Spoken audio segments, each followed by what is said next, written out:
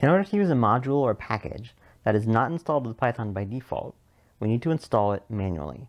So for example, if we want to use the module called requests, if we were to run this code now, we would get an error that says module not found.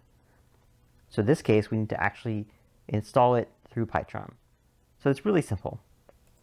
All we have to do on Mac or Windows is go to View, Tool Windows, Python Packages. And from here, just type in the exact name of the module you're looking for. And it is important to have the exact correct spelling and punctuation. So I'm going to type in requests. And you'll see there's a bunch of them, but we want the one with the exact same name. So in this case, I click on requests, come over here, and I click install.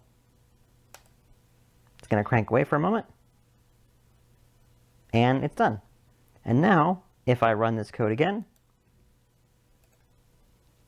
we'll see there is no error and success. The red line is missing and it's working. So anytime you need to install a package, you can follow this simple procedure.